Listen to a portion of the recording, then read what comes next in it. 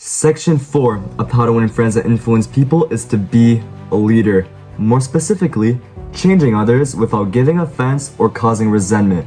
Now, I understand that I may not be the CEO of some big company. I've never been a manager, I've never been a supervisor. But do you know who's been a pretty damn good one at it?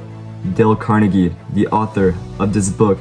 In fact, he is such a good leader that Warren Buffett, a man who's amassed a net worth of over $146 billion, a man who's arguably known as the best investor of all time. Well, he claims that if he did not take Dale Carnegie's classes in 1952, then he wouldn't be the man that he is today. So don't take it from me.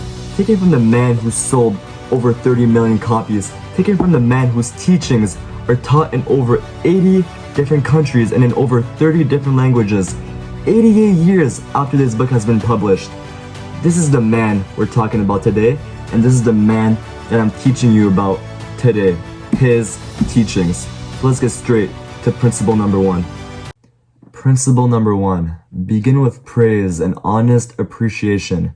Now, let's remember that for each of these principles, the goal is to change the other person without arousing resentment, right? Dale Carnegie explains that if you must find fault in someone else, it is always easier to listen to unpleasant things by starting off with praise of our good points. And I think we can all relate to that. Let's look at it this way. My channel, Q Talks, if someone were to criticize one of my videos, I'd much rather they start off with some good points. For example, yo, Q Talks, in your videos you have really nice camera quality, and I really like the way how it seems like you're interacting with your viewers, but I can't stand your audio quality, so fix it. Oh, well, now that you said it that way, I'm gonna see it this way. There's already 2 things that I'm doing properly. Now I just have to do one more thing in order to achieve success. So not only does it erase resentment, it also arouses motivation, because now I'm gonna be much more motivated to achieve that last step in order to achieve success, right? Let me give you an example that Dale Carnegie gave in the book. So he once had a friend who was a guest at the White House for a whole week during Calvin Coolidge's term, who was the 30th president of the United States. So while he was there, he overheard the president talking to one of his secretaries, and here's how the conversation went. Lady, you have a very beautiful dress, and you are a very beautiful girl. Why would he say that? Well, he proceeds to say, now, you have to make sure to stop making those same spelling errors when writing letters to officials. Oh, that's why he said it, because if he started off by saying that, she'd be pretty upset and disappointed. But the president of the United States called you a pretty lady? I don't think you'd be too upset about that, right? Now let me give you an example of when this principle was used by one of today's most successful CEOs, Reed Hastings, the CEO of Netflix. In the early days of Netflix, they had to go from DVD to streaming when producing movies, producing TV shows and all that, right? Well, that was a really hard change for the workers, but he had to get them to do it. So how did he do it? He started with praise and honest appreciation. He told them, hey guys, I just want to thank you all. I'm very happy with the exceptional customer service that you've been giving to our customers. Now, let's just keep applying that exceptional customer service when moving to this new way of streaming, when providing movies and TV shows, okay? Because that is our future. Well, I better believe that the workers were much more happy about themselves, much more confident, and much more willing to change to streaming after he said it that way, right? That is all for principle number 1. Let's move on to principle number 2. Principle number 2, call attention to people's mistakes indirectly. And so let's think of this scenario, right? Let's say you were in a business meeting and you're getting ready for your boss to call out a mistake that you've made in the past week. And so you brace yourself expecting criticism and embarrassment. But instead, he indirectly calls out the mistake that you've made. And he subtly guides you to realize the error that you've made. And so you walk out feeling motivated instead of embarrassed. That is the power of indirect criticism, okay?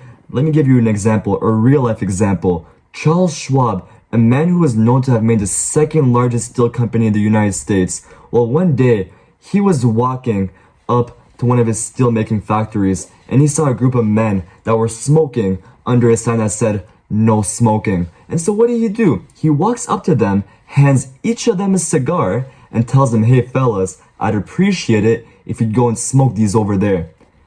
Who could keep from loving a man like that? Not only did he keep them from having resentment towards him, he also made them feel important by giving each of them a cigar. Let me give you another example, a personal example. I work at Toronto Transit Commission, TTC, right? And I work in a group of 5 people, and so we have a really small office because we are a really sophisticated department. And basically my job as a co-op student is to mop and vacuum the floor after every end of my shift.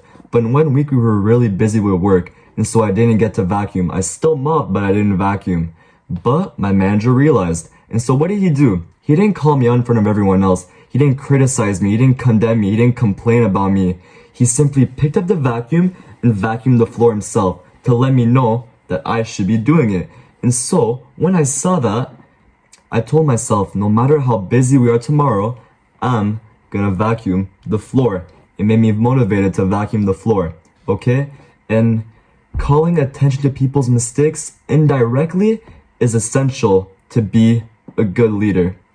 Principle number 3, talk about your own mistakes before criticizing the other person. Now this is a very straightforward principle, so I'll make it quick, but we do still have to elaborate on it, right? So let's think about it.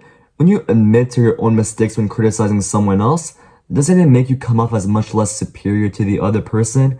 And also, it makes you seem empathetic because, hey, I've made these mistakes and I don't want you making the same mistakes as I've been making because I know how much it hurt me and I don't want it hurting you as well. Humbleness, empathy, erasing resentment. These are all things that we need in order to be a good leader, right? Dale Carnegie explains that it isn't nearly so difficult to listen to a recital of your faults if the person criticizing begins by humbly admitting that he too is far from impeccable. And that couldn't be more true. Let me give you an example that Dale Carnegie gave in the book, and this was from one of his personal experiences. So one time he had his niece come out to New York in order to be his secretary. And now let me tell you that she was 19 years old and fresh out of high school, so of course she doesn't have much work experience, right? She is going to make mistakes. And at first Dale Carnegie would criticize her for making mistakes, tell her that she shouldn't be making these mistakes. But he saw that she wasn't improving. So he thought to himself, and this was his quote, or what he quoted. He said, "Just a minute, Dale Carnegie, just a minute. You're twice as old as Josephine. You have had 10,000 times as much business experience. How can you possibly expect her to have your viewpoint, your judgment, your initiative, mediocre though they may be? In just a minute, Dale, what were you doing at 19? So before I elaborate, in this quote he said that he may be mediocre, but he is not mediocre because he is dropping this knowledge. And if it wasn't for him, you would not be learning this right now, okay? But what he says is true. He is judging her as if she had the same business experience as he did, which is not the case. The truth is that she is doing much better than Dale Carnegie was doing when he was 19. And so when criticizing someone else, you have to think about it from that perspective. We all live things at different times in the world, right? And so we have to take that into account when criticizing someone else. So that is it for principle number 3. Let's get on to principle number 4. Principle number 4. Ask questions instead of giving direct orders. Now, Dale Carnegie explains that a technique like that makes it easy for a person to correct errors. A technique like that makes it so that it saves a person's pride and makes him or her feel important. It encourages cooperation instead of rebellion. And the truth is that none of us like to feel that we are taking orders. We like to feel that we are doing things on our own accord, right? Let me tell you a story of how Dale Carnegie got to meet with Miss Ida Tarbell, who is the Dean of American Biographers. And so she explains that she was doing a biography on Owen D. Young, who is an American businessman, industrialist, and lawyer. And while doing the biography on him, she got to meet with a man who was in the same office as him for the past 3 years. And that man said that in the 3 years that he was with Owen D. Young, he had never given a direct order. Instead of saying, do this or do that, he would say, how do we feel about doing this? Or how would things go if we proceed that way? He wanted the team members to think that they're doing things on their own accord. He wanted to make them feel important. He wanted to encourage critical thinking, okay? And if they made a mistake, then they would simply learn from it and improve next time. But that is essential in order to be a good leader. And that is why Owen D. Young is such a successful leader. Alright guys, so that was principles number 1 through 4. And next video, we're going to be doing principles 5 through 9, which is going to be the last part of this book. And then we are on to our next book. So I'm really excited about that. And you guys better stick around because it's going to be an even better book than this one. Maybe. You'll have to find out, okay? But for this video, I had a couple challenges. First of all, I find that for each of these principles, it had a recurring theme of making the other person feel important. And so that is why I went through each of them so quickly, because I'll find myself repeating the same things a couple times, okay? And so I don't want to be doing that. I want to be authentic, and I don't want to waste your time either. So that is my reason for having quick and precise principles. I also had an issue because now I'm looking at the lens when doing my videos, because people told me that it looks like I'm looking at a whiteboard or something else in the background. Guys, there is nothing in the background. It is only me and my brain giving you this knowledge, okay? I do review this in the book and on computers, but when I'm talking, there is no notes. This is me, the book, a couple quotes, but that is all. The rest is my knowledge, okay?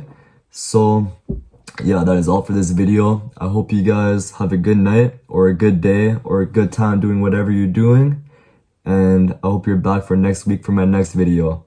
Make sure to like and subscribe. And yeah, guys, take care of yourself. So Q Talks is out.